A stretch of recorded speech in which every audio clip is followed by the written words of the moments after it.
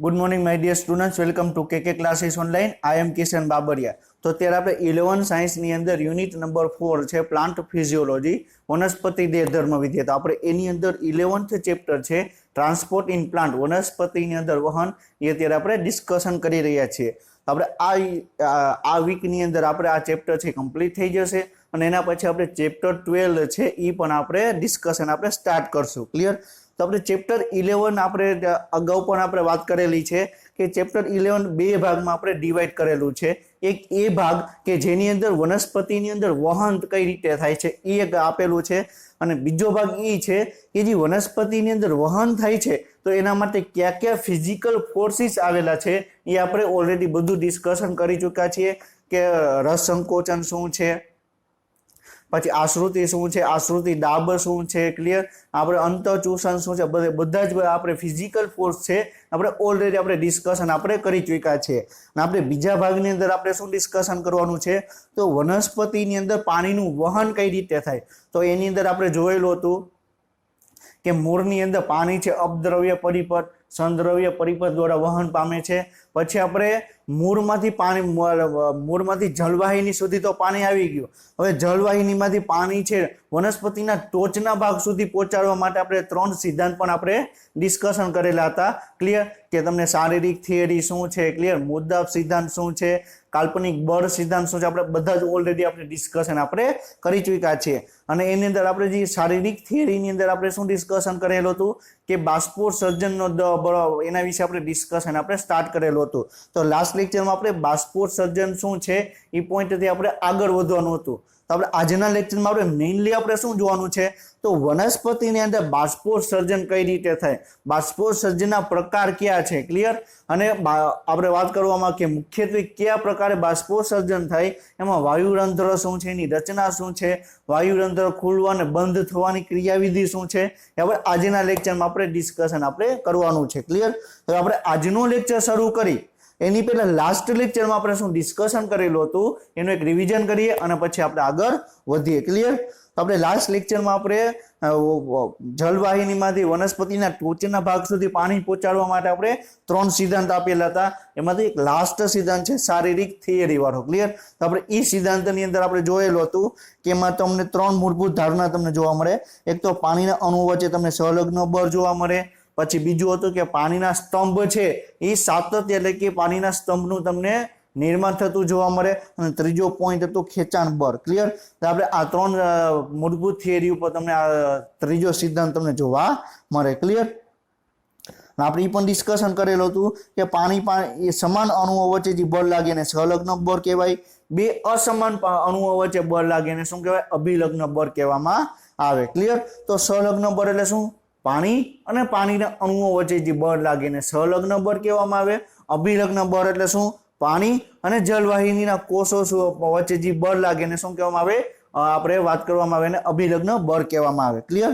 પછી આપણે વાત કરી, હવે પાણી છે આપણે એ પણ ડિસ્કશન કરેલું હતું, એક પાણીનો અણુ છે, ક્લિયર, એ બીજા પાણીના અણુ જોડે હાઇડ્રોજન બંધથી તમને જોડાયેલો હશે। ક્લિયર? એની વચ્ચે એકદમ તણાવ શક્તિ તમને જોવા મળે। તો એક પાણીના અણુઓને તમે ખેંચશો તો એની જોડે જેટલા પણ પાણીના અણુ હશે એ બધા જ પાણીના અણુ ખેંચાઈ જશે। ક્લિયર? માની લો કે એક પાણીના અણુને ખેંચો તો એની જોડે માની લો કે 10 લાખ પાણીના અણુઓ છે, તો 10 લાખ પાણીના અણુ એક ઓટોમેટિક ખેંચાઈ જશે, તો એને શું કહેવામાં આવે, પાણીના સ્તંભની રચના કરશે। ક્લિયર? અને ત્રીજું છે આપણે ખેંચાણ બળ। તો આપણે એ પણ ડિસ્કશન કરેલું હતું કે બાષ્પોત્સર્જનની ક્રિયા દરમિયાન પાણી છે એ પર્ણ વાતાવરણમાં ગુમાવશે, તો પર્ણની અંદર પાણીનું બરોબર છે પ્રમાણ ઘટ્યું અને જમીનની અંદર પાણીનું પ્રમાણ વધારે છે। ક્લિયર? તો બે પોઈન્ટ વચ્ચેનો તફાવત વધુ હશે એટલે પાણી છે ઝડપથી વહન પામશે, તો એને આપણે શું કહેવાય, ખેંચાણ બળ કહેવામાં આવે। એ પણ આપણે લાસ્ટ લેક્ચરમાં આપણે ડિસ્કશન આપણે કરી ચૂક્યા છીએ। ક્લિયર?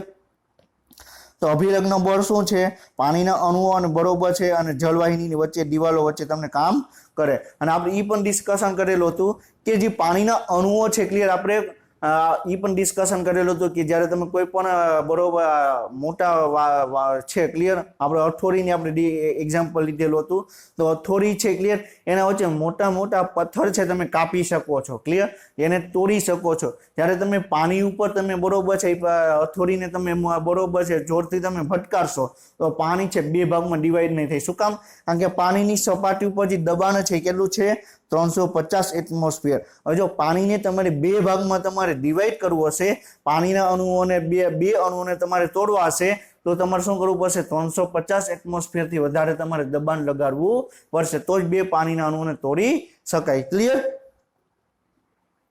પછી પણ આપણે વાત કરેલી હતી કે પાણીના સ્તંભનું નિર્માણ થઈ ગયું, તો ઘણા બધા બળ એવા છે, ઘણા બધા બરોબર છે શક્તિ એવી છે કે જે સ્તંભને તોડવાની ટ્રાય કરે, ક્લિયર, એનો પ્રયત્ન કરે. તો એવા કયા બળ છે? એક તો પાણી છે ક્લિયર. પાણી આપણે વાત કરી ગુરુત્વાકર્ષણ એટલે શું કે આપણે ઉપરથી તમે કોઈ પણ વસ્તુને ફેંકો તો ગુરુત્વાકર્ષણ બળને કારણે વસ્તુ છે તમને નીચેની તરફ આવશે. જ્યારે વનસ્પતિની અંદર પાણી છે એને નીચેથી ઉપરની તરફ મોકલવું છે, તો ગુરુત્વાકર્ષણ બળની વિરુદ્ધ એને મોકલવું છે. તો એક તો પાણીનું વજન હશે, એ પણ એમાં તો બરોબર છે જળ સ્તંભને તોડવાની ટ્રાય કરશે. બીજો શું હતું? સ્થળાંતર દરમિયાન પ્રતિકાર. તો આપણે એ પણ ડિસ્કશન કરેલું હતું કે જળવાહિની છે તમને મૃત છે એટલે પરંતુ જીવંતની અંદર આવેલી છે, તો એમાં પણ તમને એની વચ્ચે કંઈક પ્રશ્નો આવે કે જેથી પાણી છે તમને વહન પામી શકે નહીં. અને ત્રીજું હતું કે આંતરકોષીય અવકાશ. ક્લિયર? આ ત્રણેય બળ ભેગા મળીને એનું દબાણ કેટલું થશે? 50 એટમોસ્ફિયર. પાણીનું દબાણ કેટલું છે? 350 એટમોસ્ફિયર. જ્યારે આ ત્રણેય બળ ભેગા મળીને કેટલું છે? 50 એટમોસ્ફિયર.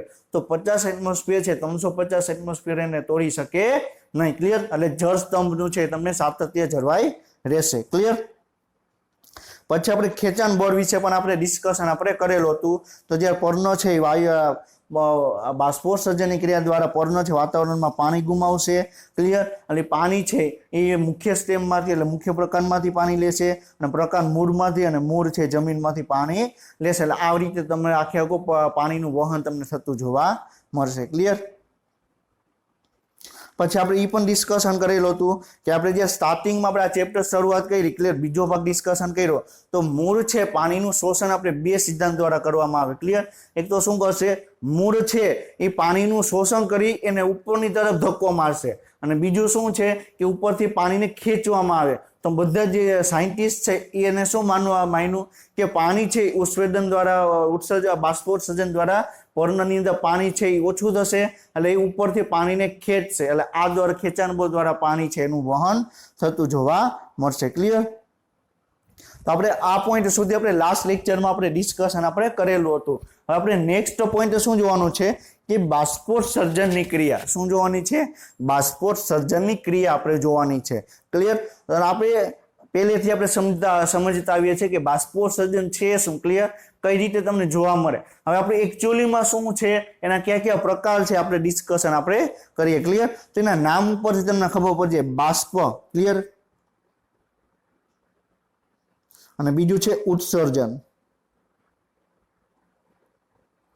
ક્લિયર? તો શું કે છે કે બાષ્પ એટલે પાણીની વરાળ થઈ. ક્લિયર? પાણી થયું તો પાણી તમને પર્ણની અંદર તમને જોવા મળે, તો પર્ણની અંદર પાણી છે એને વાતાવરણમાં ઉત્સર્જન કરવાની એટલે વાતાવરણમાં નિકાલ કરવાની જે ક્રિયા છે એને શું કહેવામાં આવે? બાષ્પોત્સર્જન કહેવામાં આવે, અથવા એને ઉત્સ્વેદન પણ કહેવામાં આવે. ઘણી વખત આપણે એને ઉત્સ્વેદન પણ કહીએ છીએ. ક્લિયર? બાષ્પોત્સર્જન કયો અથવા ઉત્સ્વેદન કયો, બે વસ્તુ એક જ છે. ક્લિયર? એમાં કે ઉત્સ્વેદન શબ્દ આવેલો હોય તો તમારે એમ સમજવાનું નથી આ તો કઈ છે, આ નવું છે. ઉત્સ્વેદન એટલે શું થશે? એ બાષ્પોત્સર્જન જ છે. ક્લિયર? આપણે બાષ્પોત્સર્જન વિશે આપણે ડિસ્કશન આપણે કરવાનું છે. તો આપણે તમને ઇમેજ તમને જોવા મળે છે. ક્લિયર?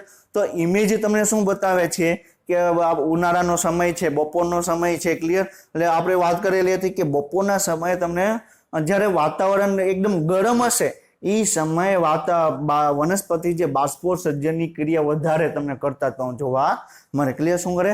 બાષ્પોત્સર્જનની ક્રિયા છે તમને એકદમ વધારે કરતા જોવા મળે. હવે એનું રીઝન શું છે હવે આપણે એ સમજવાની આપણે ટ્રાય કરીએ. ક્લિયર? તો શું થશે? હવે વાતાવરણની અંદર ગરમ છે. ક્લિયર? સૂર્યપ્રકાશ વધારે છે, તડકો વધારે છે, આખું વાતાવરણ ગરમ છે, तो આપણે એ પણ ડિસ્કશન કરેલું હતું કે માની લો કે બહારનું વાતાવરણ છે એ કેટલું છે 45 ડિગ્રી જેટલું ટેમ્પરેચર છે ક્લિયર અને વનસ્પતિને પોતાનું ટેમ્પરેચર જાળવી રાખવા માટે શું કરશે પોતાની સપાટીને ઠંડી રાખવી પડશે તો પોતાની સપાટી છે ઠંડી રાખવા માટે શું કરશે વનસ્પતિ બોડીની અંદર જેટલું પાણી છે ક્લિયર એ પાણીને આપણે બાષ્પ દ્વારા આપણે વાતાવરણમાં એને ગુમાવશે એટલે આજુબાજુનું જે આખે જે વૃક્ષની આજુબાજુની જે એરિયા છે એમાં તમને ઠંડક તમને જોવા મળશે ક્લિયર બહારનું વાતાવરણ કેવું છે ક્લિયર 45 ડિગ્રી છે હવે જો 45 ડિગ્રી ટેમ્પરેચર ક્લિયર એ વનસ્પતિની અંદર જોવા મળે તો વનસ્પતિ જીવંત છે ક્લિયર અને જીવંત કોષોની અંદર તમને ઉત્સેચકો જોવા મળે અને ઉત્સેચકો પ્રોટીનના બનેલા છે તો 40 ડિગ્રીથી વધારે ટેમ્પરેચર આપવામાં આવે તો પ્રોટીન છે ડીનેચર થઈ જશે ઉત્સેચક કાર્ય નહીં કરે એટલે તો આપણે વાત કરીએ પ્રકાશ સંશ્લેષણ જેવી મહત્વપૂર્ણ ક્રિયા પણ કરી શકશે નહીં ક્લિયર તો જીવંત કોષોની અંદર જેટલી પણ ઉત્સેચક પ્રવૃત્તિ જોવા મળે એના માટે તાપમાન ઇમ્પોર્ટન્ટ છે ક્લિયર જો તમે વધારે તાપમાન આપશો તો ઉત્સેચક છે એ બરોબર છે નાશ પામશે ક્લિયર તો પોતાની જીવંત કોષોની અંદર બરોબર છે ઉત્સેચકો નાશ ન પામે એના માટે વાતાવરણને આપણે ઠંડુ રાખવું પડે ક્લિયર વાતાવરણને શું કરવું પડે ઠંડુ રાખવું પડે એના કારણે આપણે બાષ્પોત્સર્જનની ક્રિયા તમને જોવા મળે ક્લિયર આપણે ભારત દેશની વાત કરવામાં આવે તો ભારત દેશમાં આપણે બરોબર છે તમે આખે ઋતુચક્રની વાત કરવામાં આવે તો તમને શિયાળો તમને 4 મહિના જોવા મળે 4 મહિના બરોબર છે ઉનાળો જોવા મળે અને 4 મહિના તમને ચોમાસું તમને જોવા મળે ક્લિયર અને આપણે તમે ભૂગોળની અંદર તમે વાત પણ તમે કરેલી હશે કે વિષુવવૃત્ત રેખા ક્લિયર વિષુવવૃત્ત રેખા તમને જોવા મળે ઉષ્ણકટિબંધ શું છે એ પણ તમે ઓલરેડી તમે 9th અને 10th ની અંદર તમે સ્ટડી કરી ચૂક્યા હશો ક્લિયર હવે ઉષ્ણકટિબંધ એટલે શું થશે આપણે વાત કરવામાં આવે આપણે બપોરે આપણે 12 વાગે 2 વાગે જેટલો તમને સૂર્યપ્રકાશ હશે ક્લિયર જેવી તમને ગરમી હશે એવા ઉષ્ણકટિબંધના પ્રદેશમાં સવારના 8 વાગ્યામાં એટલી ગરમી હશે શું વાત કરું છું આપણે અત્યારે ભારતની અંદર વાત કરવામાં આવે તો બપોરે 12 વાગે 2 વાગે જેટલી ગરમી હશે ક્લિયર એ ઉષ્ણકટિબંધના વિસ્તારમાં સવારના 8 વાગ્યામાં એટલી ગરમી તમને જોવા મળશે શું જોવા મળશે સવારના 8 વાગ્યામાં એટલી ગરમી જોવા મળે તો વિચાર કરો ને ટેમ્પરેચર કેટલું હાઈ હશે ક્લિયર અને સવારના 8 વાગ્યાથી એટલું ગરમી હશે તો વનસ્પતિ શું કરશે વધારેમાં વધારે બાષ્પોત્સર્જન કરશે વધારેમાં વધારે પાણીનું શોષણ કરશે ક્લિયર હવે આપણે માની લઈએ કે આપણે ઉષ્ણકટિબંધની અત્યારે વાત કરીએ છીએ તો બરોબર છે જેવો સૂર્યોદય થશે ક્લિયર એવું ડાયરેક્ટ ટેમ્પરેચર વધશે એવું નહીં થાય કે સવારે 8 વાગે બરોબર છે 25 ડિગ્રી છે 10 વાગે 30 ડિગ્રી થશે 12 વાગે 40 ડિગ્રી થશે એવું નહીં થાય ને જેવું સૂર્યોદય થશે એવું ડાયરેક્ટ 35 40 45 ડિગ્રી ટેમ્પરેચર થઈ જશે ક્લિયર તો મારું જે કહેવાનું મિનિંગ શું છે હવે ડાયરેક્ટ સૂર્યોદય થતા ટેમ્પરેચર વધશે તો વનસ્પતિને છે એને પોતાને જીવિત રાખવા માટે શું કરવું પડશે વધારેમાં વધારે બાષ્પોત્સર્જન કરશે ક્લિયર હવે સૂર્યોદય છે આપણે માની લો કે ઉષ્ણકટિબંધના વિસ્તારમાં 10 કલાક બહુ ગરમી પડે ક્લિયર માની લે કે આપણે 10 કલાક ગરમી પડે તો 10 કલાક વનસ્પતિને પોતાનું રક્ષણ કરવા માટે શું કરવું પડશે સતત અને સતત શું કરવું પડશે બાષ્પોત્સર્જનની ક્રિયા કરવી પડશે ક્લિયર બાષ્પોત્સર્જનની ક્રિયા કરવી પડશે હવે જે બરોબર છે બાષ્પોત્સર્જનની ક્રિયા સતત ચાલુ છે તો વાતાવરણની અંદર બરોબર પાણી છે વરાળ સ્વરૂપે બાષ્પ સ્વરૂપે એને નિકાલ કરશે હવે એ નીચે ગરમી છે ક્લિયર બાષ્પ છે તમને ધીરે ધીરે ઉપરની તરફ જશે તો ઉપરની તરફ જશે ક્લિયર ઉપરની તરફ વરાળ જશે બાષ્પ જશે તો ઉપરની તરફ બાષ્પ છે એને ઠંડી પડશે અને જેવું ઠંડુ પડશે ક્લિયર એટલે એની એકદમ લોકલ બરોબર આપણે વાત કરીએ કે વરસાદ ક્યારે પડે તો જે આકાશની અંદર વાદળ છે એનું સર્જન થશે અને એની અંદર ટેમ્પરેચર એકદમ ઓછું થશે પાણીની ઘનતા વધી જશે એટલે શું થશે તમને છે શું થશે વરસાદ પડશે તો આપ તમે તો જ્યારે ઉષ્ણકટિબંધના વિસ્તારમાં છે ક્લિયર સવારના પૂરમાં ફૂલ ગરમી છે બાષ્પોત્સર્જનની ક્રિયા થઈ બાષ્પ સ્વરૂપે પાણી છે ઉપરની તરફ ગયું હવે જેવું ઉપર જશે ક્લિયર તો થોડુંક ટેમ્પરેચર છે ડિક્રીઝ થશે ટેમ્પરેચર છે એ ઘટશે ક્લિયર અને જેમ જેમ પાણી છે ઉપરની તરફ જશે તો પાણીની ઘનતા વધશે શું વધશે પાણીની ઘનતા વધશે પાણીની ઘનતા વધે તો પાણીની ઘનતા વધે ટેમ્પરેચર ઓછું થાય તો પાણી છે વરસાદ સ્વરૂપે નીચે આવશે તો તમે ઘણી વખત તમે સાંભળેલું પણ હશે કે વિશ્વની અંદર અમુક જગ્યા એવી છે કે જ્યાં સવારે ઉનાળા જેવી સિચ્યુએશન હોય અને બપોરે છે ક્લિયર તમને ચોમાસા જેવી સિચ્યુએશન હોય, અને ઘણી બધી જગ્યાએ તો ક્લિયર વાત કરવામાં આવે તો એવી અમુક જગ્યા છે કે બપોરે 4 થી 6 ની વચ્ચે બરોબર વાત કરવામાં આવે બપોરે 4 થી 6 ની વચ્ચે બરોબર છે તમને વરસાદ તમને જોવા મળે. શું કામ? સવારે ગરમી વધારે છે, પાણી બાષ્પ સ્વરૂપે ઉપર ગયું, પાણીની ઘનતા ઘટી, ટેમ્પરેચર થોડુંક ઘટ્યું એટલે શું થશે? વરસાદ સ્વરૂપે બરોબર પાણી નીચે આવશે. અને એ એવું નથી આપણે વરસાદ આવે તો ક્લિયર તો જે ઉષ્ણકટિબંધના વિસ્તારો છે ત્યાં લોકલ વાદળનું નિર્માણ થશે, લોકલ વાદળા છે એનું નિર્માણ થશે, અને વાદળા છે ઠંડા પડતા ઘનતા ઘટશે પાણીની એટલે વરસાદ સ્વરૂપે પાણી છે નીચે આવશે. ક્લિયર? તો બાષ્પોત્સર્જન છે એ પણ પાણીનું ઇમ્પોર્ટન્ટ છે, વરસાદ લઈ આવવા માટે પણ ઇમ્પોર્ટન્ટ છે. ક્લિયર? હવે આપણે ઉત્સર્જન વિશે આપણે બાષ્પોત્સર્જન શું છે આપણે ડિટેલમાં ડિસ્કશન કરીએ છીએ તો અમુક પોઈન્ટ તમને ખ્યાલ હોવા જોઈએ. ક્લિયર? કે અમુક જગ્યાએ તમને 24 કલાકમાં તમને ઉનાળો તમને જોવા મળે, શિયાળો તમને જોવા મળે, ચોમાસું તમને જોવા મળે. ક્લિયર? અને ઉષ્ણકટિબંધના વિસ્તારમાં રાત્રે એકદમ ઠંડા શિયાળા જેવું વાતાવરણ હશે, દિવસ સવારના શું હશે? ઉનાળા જેવું વાતાવરણ હશે, બપોર પછી તમને ચોમાસા જેવું વાતાવરણ તમને જોવા મળશે. ક્લિયર? અને આપણે એ પણ ખ્યાલ છે કે આપણે જ્યારે વાત કરવામાં આવે કે બાષ્પોત્સર્જન ક્રિયા દ્વારા પાણી છે વાતાવરણમાં ગુમાવશે, તો વાતાવરણમાં પાણી ગયું તો પર્ણની અંદર પાણીની ઘટ થઈ. ક્લિયર? અને મૂળમાંથી પાણીનું શોષણ કરશે, તો મૂળમાં પાણીનું શોષણ છે તમને અપદ્રવ્ય પરિપથ દ્વારા વહન પામશે. કોના દ્વારા? અપદ્રવ્ય પરિપથ. નામને ખ્યાલ છે અપદ્રવ્ય પરિપથ એટલે શું? કે કોષ દિવાલના માર્ગે જે પાણી વહન પામે એને શું કહેવામાં આવે?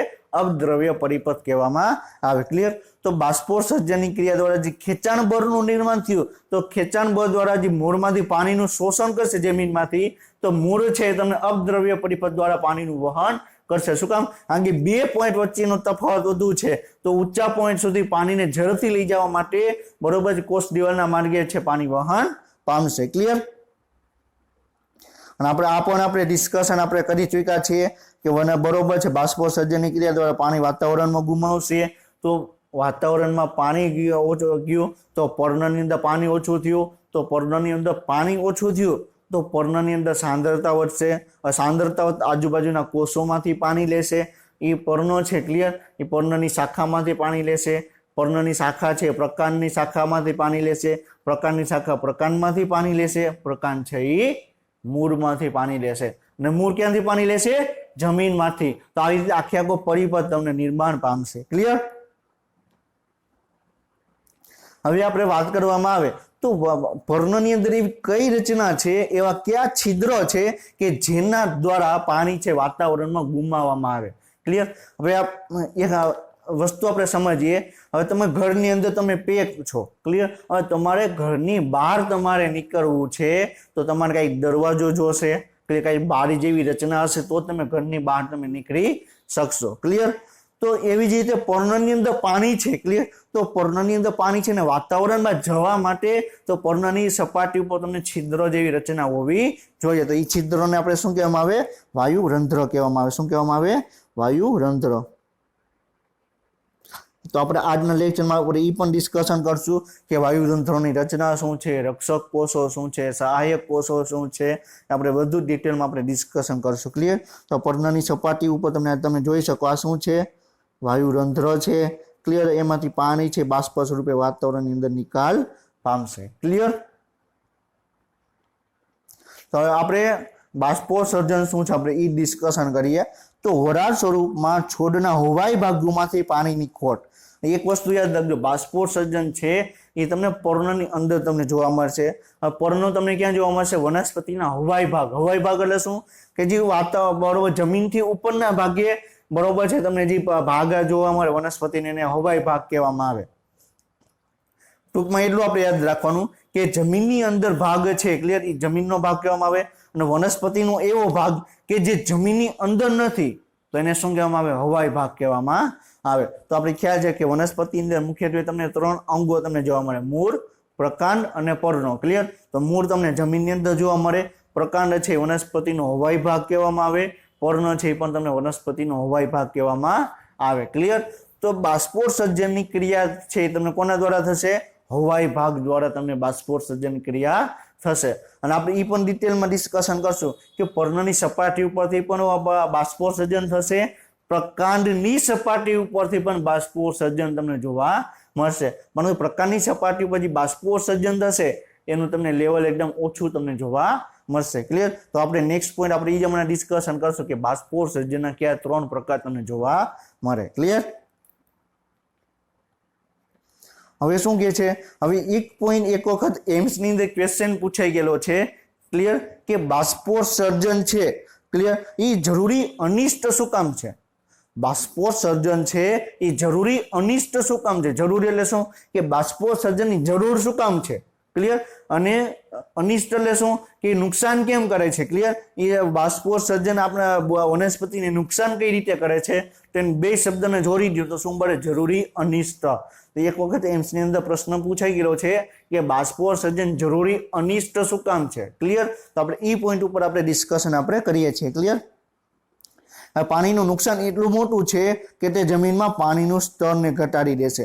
આપણે ઓલરેડી આપણે ડિસ્કશન કરેલું છે, એનસીઈઆરટીમાં પણ આપેલું છે કે વનસ્પતિ જેટલું પણ જમીનમાંથી પાણીનું શોષણ કરશે એમાંથી 99% પાણી છે, ક્લિયર, એ બાષ્પ સ્વરૂપે તમને બહારની તરફ નિકાલ કરશે. ક્લિયર? 99% પાણી છે એ બાષ્પ સ્વરૂપે વાતાવરણમાં નિકાલ કરશે. ક્લિયર? તો એને શું કહેવામાં આવે? બાષ્પોત્સર્જન કહેવામાં આવે. તો જમીનમાંથી જેટલું પાણી વનસ્પતિ શોષણ કરશે એમાંથી 99% પાણી છે બાષ્પોત્સર્જન દ્વારા વાતાવરણમાં ગુમાવશે. તો હવે શરીર વનસ્પતિ જેટલું બાષ્પોત્સર્જન કરશે, ક્લિયર, એટલું જમીનમાંથી વધારે પાણીનું શોષણ કરશે. વધારે પ્રમાણમાં પાણીનું શોષણ કરે તો જમીનમાં પાણીનું લેવલ ઘટી જશે. ક્લિયર? તો પાણીનું સ્તર જેને ઘટાડે છે. ક્લિયર? પરંતુ પાણી અને ખનિજ શોષણ સત્વનો આરોહણ અને તાપમાન ઘટાડવાનું જરૂરી છે એમ કહેવામાં આવે. ક્લિયર? હવે વનસ્પતિ છે, ક્લિયર, આપણે વનસ્પતિ એક જીવંત છે. ક્લિયર? તો જીવંતની અંદર જીવંત કોષો જોવા મળે. તો કોષોને કાર્ય કરવા માટે પાણીની જરૂર હોય. તમને ખ્યાલ છે કે વનસ્પતિની અંદર તમને 80 થી 90% જેટલું પાણી તમને જોવા મળે. અને આપણે વાત કરી કે વનસ્પતિની અંદર રસારોહણ કઈ રીતે થાય, આપણે ઓલરેડી આપણે ડિસ્કશન કર્યું. ક્લિયર? રસ એટલે શું? પાણી પ્લસ ખનિજ તત્વો પ્લસ પોષક તત્વો જો આખે ગુજી મિશ્રણ બને એને શું કહેવામાં આવે? રસ કહેવામાં આવે. ક્લિયર? તો રસનું ઉદ્ભવ વહન તમને જોવા મળે તો ખનિજ તત્વો એની જોડે જશે. ક્લિયર? પછી એમ કહેવામાં આવે કે આપણે વનસ્પતિ છે એનું તાપમાન પણ નોર્મલ રહેવું જરૂરી છે. જો તાપમાન વધી જશે તો ઉત્સેચકો કાર્ય નહીં કરી શકે. તો તાપમાન જાળવી રાખવા માટે પણ બાષ્પોત્સર્જન કરવું જરૂરી છે. તેથી આપણે એમને કહેવામાં આવે કે જરૂરી અનિષ્ટ છે. ક્લિયર? અનિષ્ટ શું કામ? કારણ કે જમીનમાં પાણીનું લેવલ ઘટાડી દેશે. ક્લિયર? અને જરૂરી શું કામ? કે પાણીની જોડે ખનિજ તત્વો પોષક તત્વો છે એનું પણ વહન કરવું જરૂરી છે. અને શરીર વનસ્પતિનું તાપમાન જાળવી રાખવું પણ જરૂરી છે. ક્લિયર? તો આ તમને શું બતાવે છે? જ્યારે વનસ્પતિ છે સૂર્યપ્રકાશની હાજરીમાં જ્યારે વધારે પ્રમાણમાં સૂર્યપ્રકાશ હશે ત્યારે વાતાવરણમાં પાણી સ્વરૂપે પાણી દૂર બાષ્પ સ્વરૂપે પાણી દૂર કરશે. અને પાણી દૂર થશે તો વનસ્પતિ એટલું વધારે પ્રમાણમાં પાણીનું શોષણ કરશે. ક્લિયર? આ ઇમેજ તમને શું બતાવે છે? પાણીનું ઉદ્ભવ વહન તમને કઈ રીતે જોવા મળે બતાવે છે. પછી ખોરાકનું નિર્માણથી સૂર્યપ્રકાશની હાજરીમાં પ્રકાશ સંશ્લેષણ દ્વારા જે ખોરાકનું નિર્માણ થયું, ક્લિયર, એ ખોરાક તમને પ્રકાંડ અને મૂળમાં પણ ખોરાક જશે. ક્લિયર? સમજાઈ ગયું?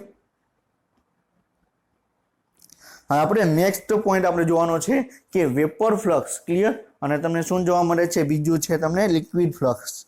લિક્વિડ ફ્લક્સ અને વેપર ફ્લક્સ. ક્લિયર? વેપર એટલે આપણે ખ્યાલ શું આવ્યો? બાષ્પ. વેપર એટલે બાષ્પ. ક્લિયર? લિક્વિડ એટલે પાણી અથવા આપણે એને રસ પણ આપણે કહી શકીએ. ક્લિયર? હવે ફ્લક્સ એટલે શું? ફ્લક્સ એટલે શું? એક પ્રત્યેક ચોરસ સેન્ટીમીટર અથવા પ્રત્યેક ચોરસ મીટરના જે એરિયા છે, ક્લિયર, એમાંથી કેટલું પાણીનું શોષણ કરે એને લિક્વિડ ફ્લક્સ કહેવામાં આવે. એક ચોરસ સેન્ટીમીટર અથવા ચોરસ મીટર એરિયાની અંદર પાણી છે કેટલું બાષ્પ સ્વરૂપે નિકાલ કરવામાં આવે એને શું કહેવામાં આવે? વેપર ફ્લક્સ કહેવામાં આવે. ક્લિયર? તો ફ્લક્સ એટલે શું? એક ચોક્કસ એરિયા. ફ્લક્સ એટલે શું? એક ચોક્કસ એરિયા. ક્લિયર? તો હવે આપણે વાત કરવામાં આવે તો આપણે લિક્વિડ ફ્લક્સ એટલે શું? એક ચોરસ સેન્ટીમીટર અથવા એક ચોરસ મીટરના એરિયામાંથી મૂળ છે સોરી એક ચોરસ સેન્ટીમીટર અથવા એક ચોરસ મીટરના એરિયામાંથી મૂળ પાણીનું કેટલું શોષણ કરે છે, ક્લિયર, એને શું કહેવામાં આવે, લિક્વિડ ફ્લક્સ કહેવામાં આવે, ક્લિયર. હવે આપણે વાત કરવામાં વેપર ફ્લક્સ. વેપર ફ્લક્સ એટલે શું કે વનસ્પતિના એક ચોરસ સેન્ટીમીટર અથવા ચોરસ મીટરના એરિયામાંથી વનસ્પતિ છે એ બાષ્પ સ્વરૂપે કેટલું પાણી ગુમાવે છે એને શું કહેવામાં આવે, વેપર ફ્લક્સ કહેવામાં આવે, ક્લિયર. તો ફ્લક્સ એટલે શું, એક ચોક્કસ એરિયા, વેપર એટલે બાષ્પ અને લિક્વિડ એટલે રસ અથવા પાણી, ક્લિયર.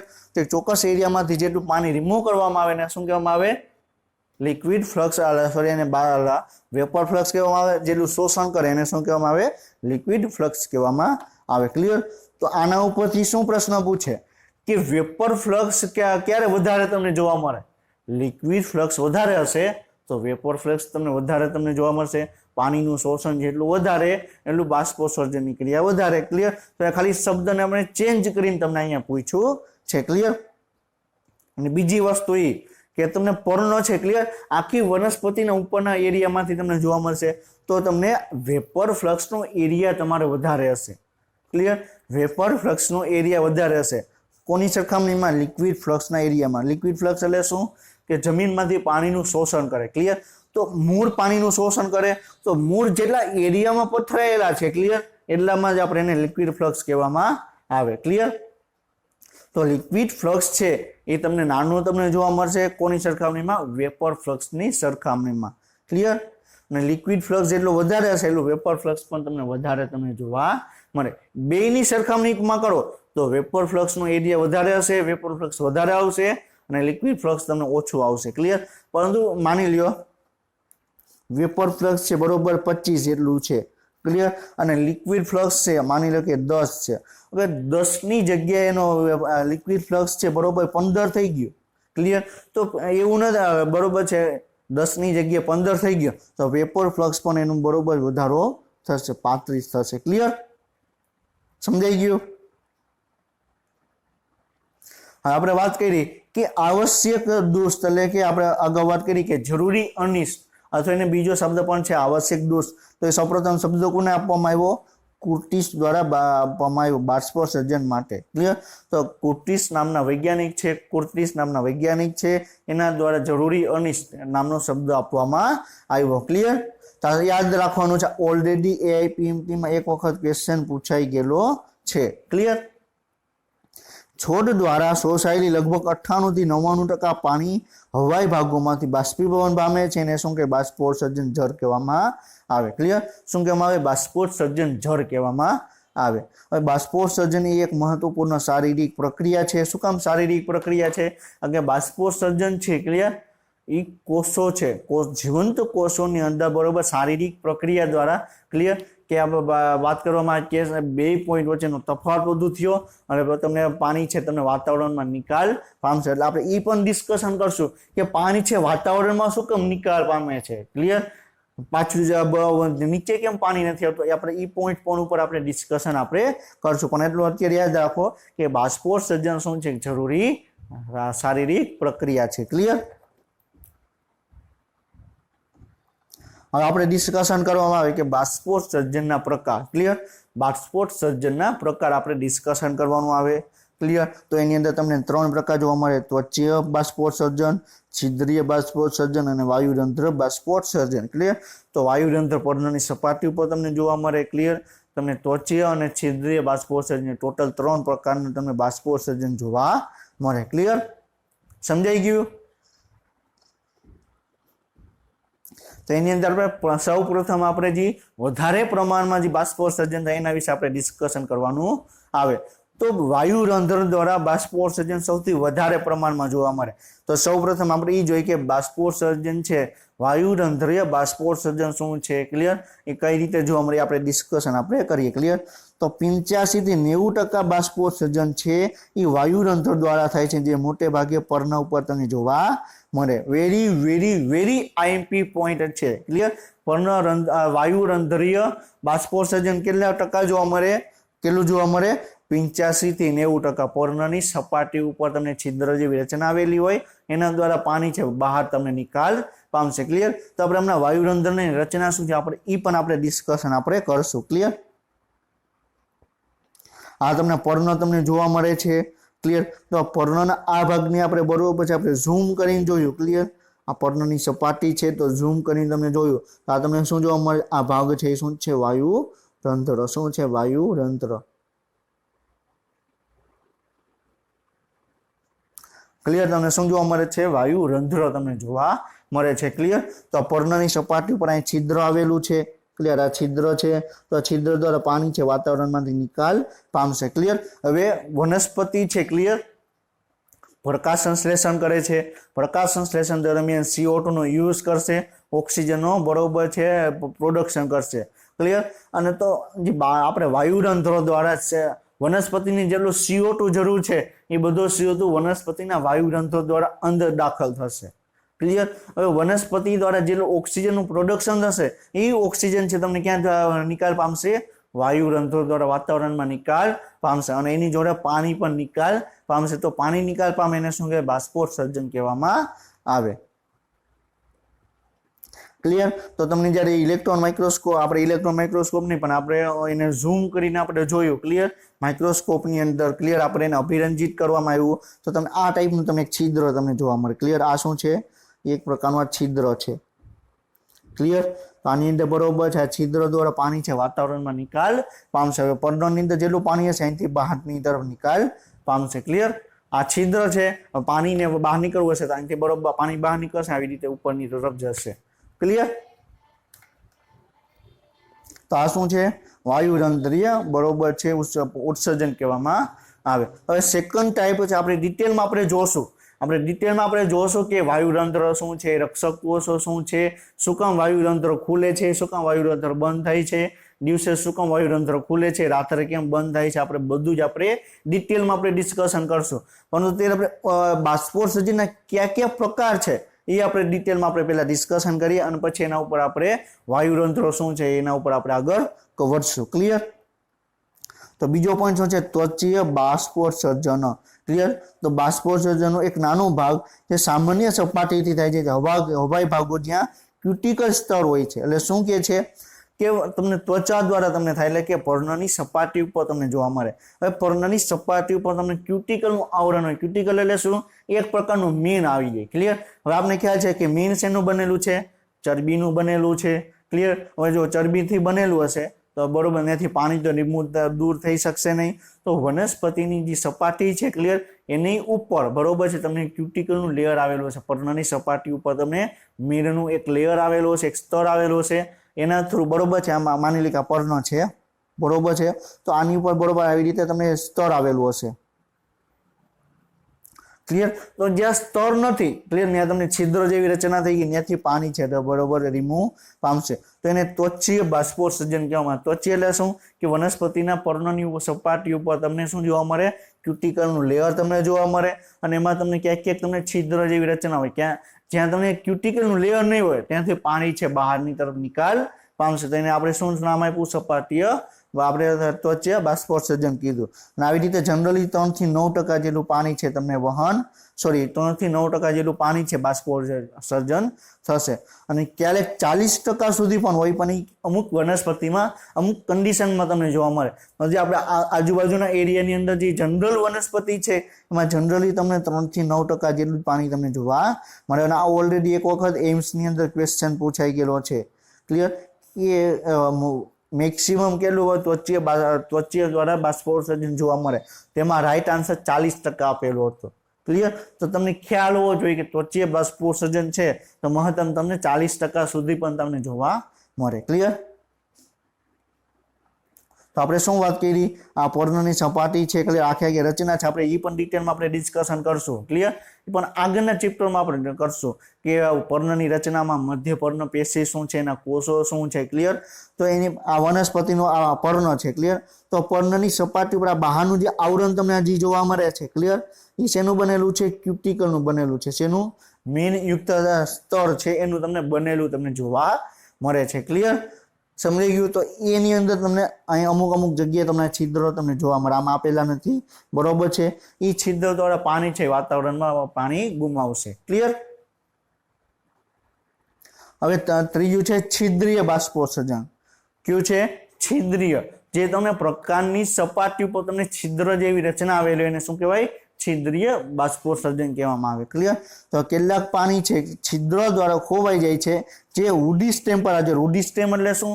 કે જે લાકડાની છે, ક્લિયર, કે એકદમ થડ છે, ક્લિયર, એકદમ જાડું થડ છે, એની અંદર તમને છિદ્રીય બાષ્પોત્સર્જન તમને જોવા મળે. ક્લિયર? અને તે સામાન્ય રીતે 0.1 થી 1% જેટલું તમને જોવા મળે. તો સૌથી ઓછું બાષ્પોત્સર્જન કોના દ્વારા થશે? છિદ્રીય બાષ્પોત્સર્જન દ્વારા. સૌથી વધારે પ્રમાણમાં બાષ્પોત્સર્જન કોના દ્વારા થશે? વાયુરંધ્રીય બાષ્પોત્સર્જન દ્વારા બાષ્પને પાણી ગુમાવશે. ક્લિયર? તો આપણે એ ઇમેજ પણ આપણે જોઈએ. તો આ શું છે? તમને પ્રકાંડ તમને જોવા મળે છે. ક્લિયર? આ પ્રકારની સપાટી ઉપર તમને આવી રીતે ઉપસેલા ભાગ તમને જોવા મળે છે. ક્લિયર? તો આ ઉપસેલા ભાગ જ શું છે? છિદ્રીય બાષ્પોત્સર્જનની ક્રિયા કરે. ક્લિયર? તો વુડી સ્ટેમ એટલે શું? જે લાકડાની છે, ક્લિયર, જે પ્રકાંડ છે, ક્લિયર, તો પ્રકાંડની સપાટી ઉપર તમને આવા ટાઈપના તમને છિદ્રો તમને જોવા મળે. તો આ છિદ્રોને શું કહેવાય? છિદ્રીય બાષ્પોત્સર્જન કહેવામાં આવે. શું કહેવાય? છિદ્રીય બાષ્પોત્સર્જન કહેવામાં આવે. ક્લિયર? સમજાઈ ગયું? તો છિદ્રીય બાષ્પોત્સર્જન તમને 0.1 થી 1% જેટલું જોવા મળે. ક્લિયર? તમે વાયુરંધ્ર બાષ્પોત્સર્જન તમને 85 થી 90% જોવા મળે. જ્યારે તમને ત્વચીય બાષ્પોત્સર્જન છે તમને 3 થી 9% જેટલું જોવા મળે. એમાં મેક્સિમમ તમને 40% સુધી પણ હોય. ક્લિયર? તો આપણે આ શું ડિસ્કશન કર્યું? બાષ્પોત્સર્જનના પ્રકાર વિશે આપણે ડિટેલમાં આપણે ડિસ્કશન આપણે કર્યું. ક્લિયર? હવે તમને એમ પ્રશ્ન પૂછે, આ ત્રણ આપણે બાષ્પોત્સર્જન આપણે ડિસ્કશન કર્યું. ક્લિયર? ત્વચીય બાષ્પોત્સર્જન, વાયુરંધ્રીય બાષ્પોત્સર્જન, છિદ્રીય બાષ્પોત્સર્જન. ક્લિયર? તો હવે તમને ફેરવીને તમને પ્રશ્ન પૂછે, ક્લિયર, પર્ણમાં નીચેનામાંથી કયા પ્રકારનું બાષ્પોત્સર્જન જોવા મળે? શું ધ્યાનથી ક્વેશ્ચન સાંભળજો. પર્ણની અંદર નીચેનામાંથી કયા પ્રકારનું બાષ્પોત્સર્જન જોવા મળે? એ ઓપ્શન આપેલો વાયુરંધ્રીય બાષ્પોત્સર્જન, બી ઓપ્શન આપેલો છે છિદ્રીય બાષ્પોત્સર્જન, અને સી ઓપ્શન આપેલો છે ત્વચીય બાષ્પોત્સર્જન, અને ડી ઓપ્શન આપેલો છે એ અને સી બંને.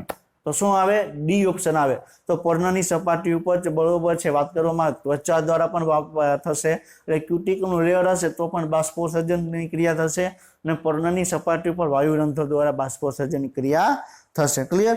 અને હવે એવી રીતે પણ પ્રશ્ન પૂછે કે વનસ્પતિના પર્ણમાં નીચેનામાંથી કયા પ્રકારનું બાષ્પોત્સર્જન થતું નથી? ક્લિયર? જે સેમ ટુ સેમ 4 ઓપ્શન આપેલા હોય તો બી ઓપ્શન આવે. શું આવે? બી ઓપ્શન આવે. કયું આવે? છિદ્રીય બાષ્પોત્સર્જન, જે પર્ણની સપાટી ઉપર જોવા મળતું નથી. ક્લિયર? આ 2 પોઈન્ટ છે, 2 એમસીક્યુ ઓલરેડી અલગ અલગ મેડિકલ એન્ટ્રન્સ એક્ઝામમાં પૂછાઈ ગયેલા એમસીક્યુ છે. ક્લિયર? તો પાંદડામાંથી એટલે પર્ણમાંથી બાષ્પોત્સર્જન છે એમાં વાયુરંધ્ર અને ત્વચીય બાષ્પોત્સર્જન બંનેને સામેલ થાય છે. 95 થી 98% જેટલું તમને જોવા મળે. ક્લિયર? હવે છિદ્રીય બાષ્પોત્સર્જન પાંદડા પર ક્યારેય તમને જોવા મળતા નથી. ક્લિયર? તો ઓલરેડી અલગ અલગ મેડિકલ એન્ટ્રન્સ એક્ઝામમાં પૂછાઈ ગયેલો ક્વેશ્ચન છે. ક્લિયર? તો તમને ખ્યાલ હોવો જોઈએ શું છે શું નથી. ક્લિયર? એમ આન્સર શું આવે અને શું ન આવે. ક્લિયર?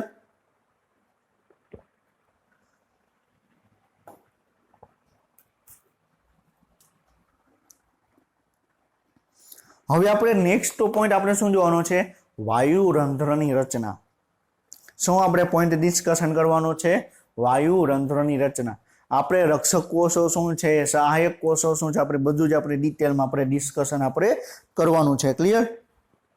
તો આપણે પહેલા એ જોઈએ કે વાયુરંધ્ર છે શું. ક્લિયર? એની રચના શું છે. પછી આપણે નેક્સ્ટ પોઈન્ટ આપણે જોશું કે વાયુરંધ્ર છે એની ક્રિયાવિધિ શું છે, એ કઈ રીતે તમને કાર્ય કરતું તમને જોવા મળે. ક્લિયર? તો તમને વાયુરંધ્ર શું છે પહેલા આપણે એ ડિસ્કશન આપણે કરીએ. ક્લિયર? તો પહેલા આપણે વાયુરંધ્ર છે શું. ક્લિયર? તો એક છે આપણે શું કીધું? વાયુરંધ્ર દ્વારા પાણી છે વાતાવરણમાં ગુમાવવામાં આવે. તો વાતાવરણમાં ક્યારે ગુમાવવામાં આવશે? તો આપણે એક ઇમેજ પણ જોઈ લેતી. તો એની અંદર તમને છિદ્ર જેવી રચના તમને જોવા મળે. શું જોવા મળે? એક છિદ્ર જેવી રચના તમને જોવા મળે. ક્લિયર? આ શું છે? આ છિદ્ર છે. ક્લિયર? આ તમને છિદ્ર જોવા મળે. તો આ છિદ્ર દ્વારા આવી રીતે તમને બાજુમાં 2 કોષો તમને જોવા મળે. ક્લિયર? શું જોવા મળે? કોષો. આપણે એક જનરલ આપણે ફિગર આપણે ડ્રો કરી છે. ક્લિયર? તો આ તમને શું જોવા મળે છે? આ તમને શું જોવા મળે છે? આ રક્ષક કોષો છે. આ તમને શું જોવા મળે છે? જે બ્લુ કલરનું છે એ શું છે? છિદ્ર છે. ક્લિયર? તો છિદ્રની આજુબાજુ બરોબર છે ને રક્ષણ કરવા માટેના રક્ષક કોષો તમને જોવા મળે. શું જોવા મળે? છિદ્રની આજુબાજુ રક્ષણ કરવા માટે રક્ષક કોષો તમને જોવા મળે. ક્લિયર? હવે આપણે જોઈએ શું આપેલું છે. ક્લિયર? તો વાયુરંધ્ર એ છિદ્રો છે જેના દ્વારા વાયુ વિનિમય તમને જોવા મળે. ક્લિયર? તો વાયુરંધ્રની અંદર તમને છિદ્ર જેવી રચના તમને જોવા મળે અને છિદ્ર જેવી રચના થ્રુ જ છે ક્લિયર પાણી વાતાવરણમાં ગુમાવશે. ક્લિયર? હવે છિદ્ર છે નોર્મલ હશે. ક્લિયર? તો બંધ હશે. હવે છિદ્ર મોટું થશે. ક્લિયર? તો શું થશે? એ વાતાવરણ છિદ્ર ખુલશે એટલે પાણી છે વાતાવરણમાં ગુમાવશે. ક્લિયર? અને એટલે વાયુરંધ્રનું છિદ્ર છે એ અમુક સિચ્યુએશનમાં ખુલે છે, અમુક સિચ્યુએશનમાં બંધ થાય છે. તેને આપણે નામ શું આપ્યું? ગતિશીલ છિદ્ર. ગતિશીલ એટલે શું? કે ગતિશીલ એટલે એવું નથી કે વાયુરંધ્ર અહીંયા હતું 2 મિનિટ થઈને વાયુરંધ્ર 2 કિલોમીટર દૂર વયું ગયું તો વનસ્પતિના બીજા ભાગમાં વયું ગયું, એને ગતિશીલ ન કહેવાય. બાયોલોજીકલની ભાષામાં ગતિશીલ એટલે શું? કે એ પોતાની બરોબર છે મૂવમેન્ટ કરે, ગતિ કરે. એટલે કે શું?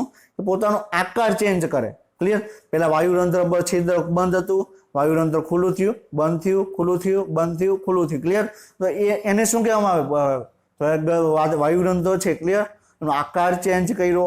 ક્લિયર? એને શું કહેવાય? વાયુરંધ્ર ગતિશીલ છે. ક્લિયર? જે ખોલવા અને બંધ કરી શકે છે. ક્લિયર? પછી શું કે છે? આ વાયુરંધ્ર બી કિડની અથવા વાલ આકારના રક્ષક કોષો અને સ્ટોમા નામના છિદ્ર તમને જોવા મળે. આપણે એ પણ આપણે હમણાં ડિટેલમાં આપણે જોયું કે વાયુરંધ્રની અંદર એક છિદ્ર આવેલું હશે અને છિદ્રની આજુબાજુ રક્ષણ કરતા 2 રક્ષક કોષો તમને જોવા મળે. અને રક્ષક કોષો કેવા આકારના હશે? કિડની શેપના તમને રક્ષક કોષો તમને જોવા મળશે. ક્લિયર? તો આ શું છે? આપણે માની લઈએ કે આપણે આકૃતિ આપણે ડ્રો કરીએ.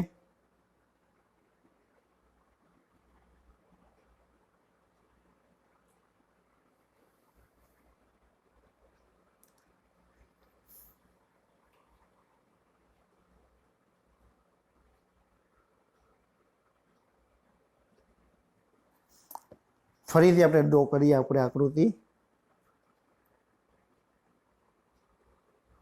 ક્લિયર? તો આ શું થઈ ગયું? છિદ્ર થઈ ગયું. ક્લિયર? તો આ શું થઈ ગયું? કિડની શેપ થઈ ગયું. ક્લિયર? તો આ કિડની શેપ તમને જોવા મળે છે. ક્લિયર? તો રક્ષક કોષો છે તમને કિડની શેપનું તમને જોવા મળે. અને એક વસ્તુ યાદ રાખજો. ક્લિયર? તો આ શું થઈ ગયું? રક્ષક કોષોની બહારની સપાટી થઈ ગઈ. ક્લિયર? આ રક્ષક કોષો છે એની અંદરની સપાટી થઈ ગઈ. શું થઈ ગયું? રક્ષક કોષોની અંદરની સપાટી થઈ ને. ક્લિયર? સમજાય છે? જે રક્ષક કોષો છે એની અંદરની સપાટી તમને જાડી તમને જોવા મળશે અને રક્ષક કોષોની બહારની સપાટી તમને પાતળી તમને જોવા મળશે. ક્લિયર? શું કહું છું? રક્ષક કોષોની અંદરની સપાટી તમને જાડી જોવા મળશે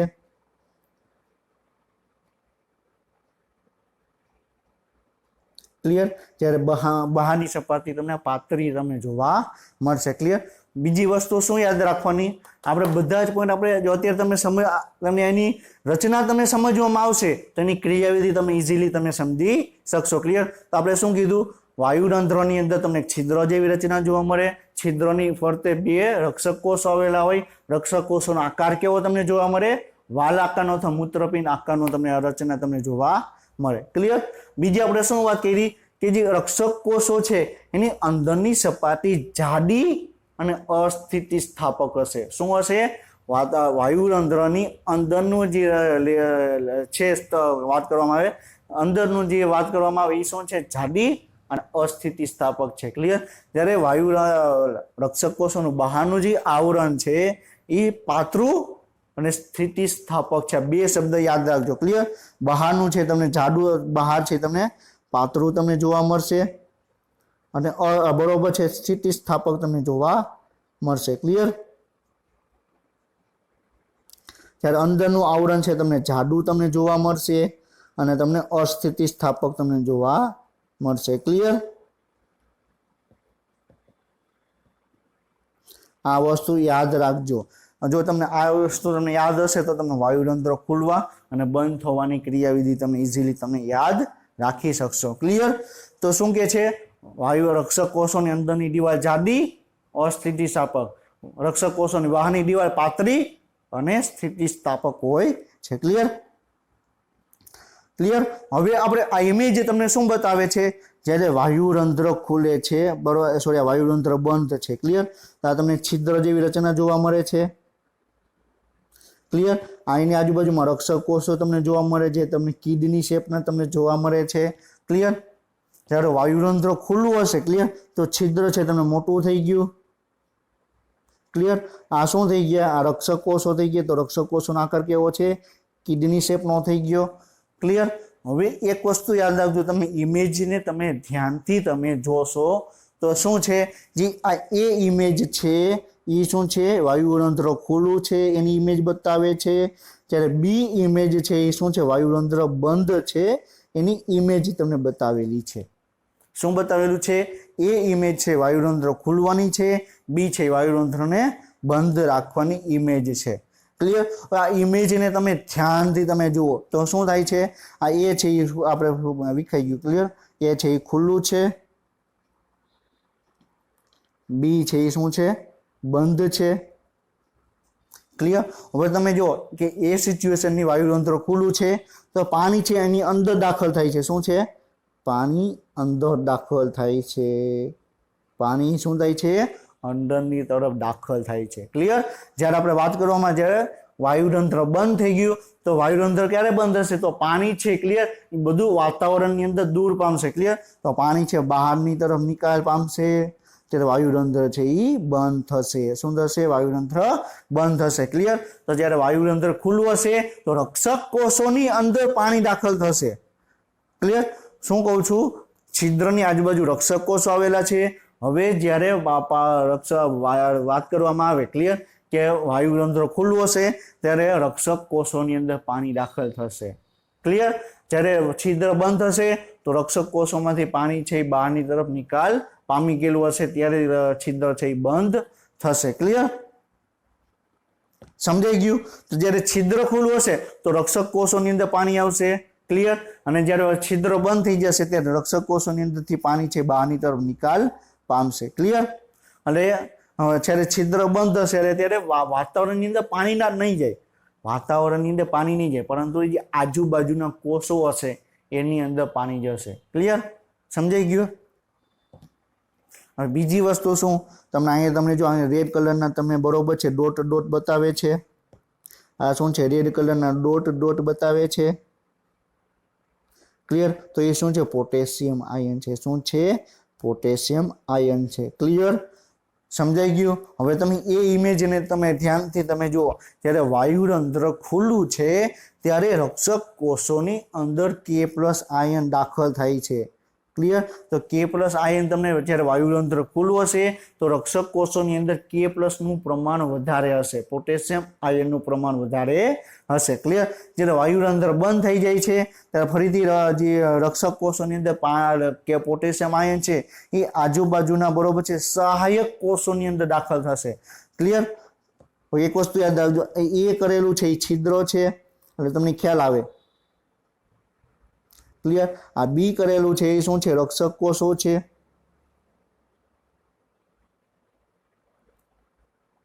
ક્લિયર? અને જે આ સી કરેલું છે એ શું છે, સી છે એ સહાયક કોષ છે. શું છે, સહાયક કોષ. ક્લિયર? તો હવે શું કહેવામાં આવે, તો જ્યારે વાતાવરણ, જ્યારે વાયુરંધ્ર ખુલ્લું હશે તો પોટેશિયમ આયન છે એ તમને રક્ષક કોષોની અંદર વધારે પ્રમાણમાં જોવા મળશે. જ્યારે વાયુરંધ્ર બંધ થઈ જશે ત્યારે તમને રક્ષક કોષોમાંથી પોટેશિયમ આયન છે એ તમને સહાયક કોષોની અંદર દાખલ થશે. ક્લિયર? મગજમાં ખ્યાલ આવ્યો? જો તમને કેલ્શિયમ પોટેશિયમ આયન ક્યારે હશે, ક્લિયર, પાણી ક્યારે બહાર નીકળશે, ક્યારે રક્ષક કોષોની અંદર હશે, એ તમને ખ્યાલ હશે તો તમને વાયુરંધ્ર ખુલવા બંધ થવાની ક્રિયાવિધિ તમે ઇઝીલી તમે સમજી શકશો. ક્લિયર? તો આ તમને શું બતાવે છે? આ તમને ઇલેક્ટ્રોન માઇક્રોસ્કોપ દ્વારા પર્ણની સપાટી છે એની ઇમેજ લીધેલી છે. ક્લિયર? તો ઇલેક્ટ્રોન માઇક્રોસ્કોપની સપાટી તમે જોઈ શકો. આ શું છે? આ એક છિદ્ર છે. તમે જોઈ શકો છિદ્ર છે. એની આજુબાજુમાં તમને શું જોવા મળે છે? રક્ષક કોષો જોવા મળે છે. એની આજુબાજુમાં સહાયક કોષો તમને જોવા મળે છે. ક્લિયર? આ એક વાયુરંધ્રનું છિદ્ર છે. એની આજુબાજુમાં તમને શું જોવા મળે છે? બરોબર છે. આ વાયુરંધ્રનું છિદ્ર છે. આ વાયુરંધ્રનું છિદ્ર, આ વાયુરંધ્રનું છિદ્ર. તો આપણે ખ્યાલ છે કે વાયુરંધ્રની અંદર શું દાખલ થશે? વાયુરંધ્રની અંદર CO2 દાખલ થશે, H2O અને ઓક્સિજન છે બહારની તરફ નિકાલ પામશે. આપણે ઓલરેડી આપણે ડિસ્કશન પણ આ કરી ચૂક્યા છીએ. ક્લિયર? તો ઇલેક્ટ્રોન માઇક્રોસ્કોપની ઇમેજ છે, એટલે તમને સમજવા માટે તમને આ ઇમેજ છે તમને અહીં રાખેલી છે. ક્લિયર? હવે આપણે ખ્યાલ આવી ગયો કે વાયુરંધ્ર છે. ક્લિયર? એના દ્વારા કોષો વાતાવરણની અંદર શું દાખલ થશે અને વાતાવરણમાંથી વાયુરંધ્રની અંદર શું દાખલ થશે. ક્લિયર? તો વાયુરંધ્રમાંથી H2O અને ઓક્સિજન છે બહારની તરફ H2O છે અને ઓક્સિજન છે બહારની તરફ નિકાલ પામશે અને એની અંદર શું આવશે? CO2 છે એની અંદર દાખલ થશે. શું થશે? CO2 દાખલ થશે. ક્લિયર? જ્યારે વાયુરંધ્ર ખુલ્લું હશે ત્યારે. ક્લિયર? પછી તમને જ્યારે વાયુરંધ્ર બંધ હશે ત્યારે તમને બરોબર છે કાંઈ પણ ઓક્સિજન કે CO2 છે તમને આર પર વહન પામી શકશે નહીં, H2O પણ વહન પામી શકશે નહીં. ક્લિયર?